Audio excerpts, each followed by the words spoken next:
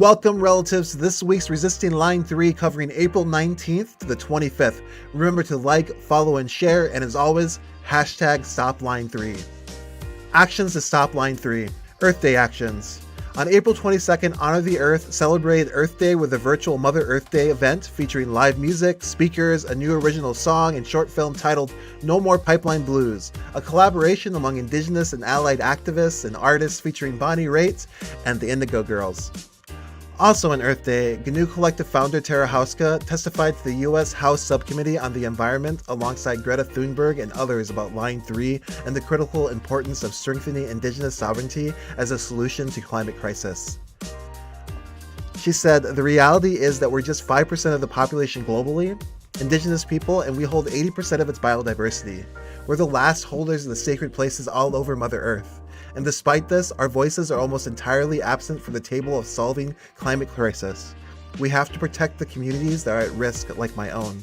Tara Houska, GNU Collective. Water protectors block pump station. On April 23rd, 5 water protectors in solidarity with Camp Migizi locked themselves to concrete barrels, blocking entry to Swatara pump station along Line 3, a crucial point of infrastructure for Enbridge. In a statement released the morning of the action, Camp Migizi emphasized the lies embedded in the colonial treaties and called out Enbridge for perpetuating cycles of colonial violence.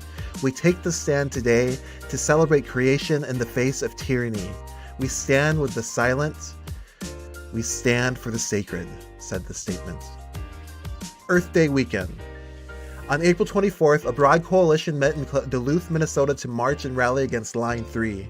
Necessity Valve turner Michelle Neer Obed issued a challenge to fellow allies and accomplices to show up for land back movements, pointing out this is the surest path to protecting the earth. Tanya Abed of the Welcome Water Protector Center and Tasha Martineau of Camp Migizi also issued calls to action and insisted that every day should be Earth Day. Solidarity actions across Turtle Island. JP Morgan Chase again faced call-outs across the country for their investment in Line 3. April 17th, Stop the Money Pipeline held a rally in Midtown Manhattan at the Black Rock and JP Morgan Chase's headquarters. On April 22nd, Montclair, New Jersey rallied outside their local Chase Bank branch, and 2 days later, members of the Wisconsin Green Party rallied outside a Chase Bank in downtown Madison. In the Fairfax area of Los Angeles, activists staged street theater outside of Wells Fargo, temporarily blocking access to an ATM.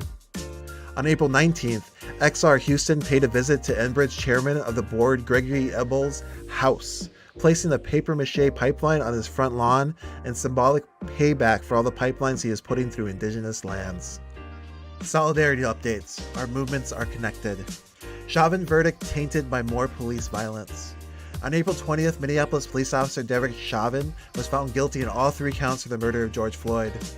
While water protectors joined BLM activists in Minneapolis to mark this moment for justice, the day was also overshadowed by police killing of a 16-year-old Michaela Bryant in Ohio. On Wednesday, police in North Carolina murdered Andrew Brown Jr., shooting him in the back while he attempted to drive away. The following day, body camera footage was released of the murder of Adam Toledo in Chicago, confirming that Toledo was unarmed. BLM activists and water protectors alike responded with calls for police abolition and accountability. On April 21st, Camp Migizi held an event titled Flowers for Dante in Duluth. On April 24th, water protectors joined the Brown Berets for a solidarity march in Minneapolis. Solidarity to all those in the street. Legal updates. Defendants charged by the state of Minnesota in the fight to stop Line 3 is over 250. Enbridge estimates that Line 3's construction is about 50% complete. The Watchdog Corner. Enbridge has paid $750,000 to Minnesota law enforcement. This week, the Star Tribune reported that Enbridge has thus far paid roughly $750,000 into the public escrow safety trust that we have been covering in recent weeks. The escrow account is used to reimburse law enforcement agencies for costs ranging from ride gear to wages for the time spent protecting Enbridge work sites. The Polk County Sheriff James Tadman denies that they are paid by Enbridge, but Polk County has submitted $68,350 worth of invoices to the account. All right, everybody, that's this week's weekly Stop Line 3 update. Thanks a lot, relatives, for being here. Don't forget to share this if you want to share it wherever you share it. That'd be great. And remember to go to tinyurl.com/resistline3 for information on how to get involved. And check out the hashtag StopLine3, and we'll see you next week. Thanks.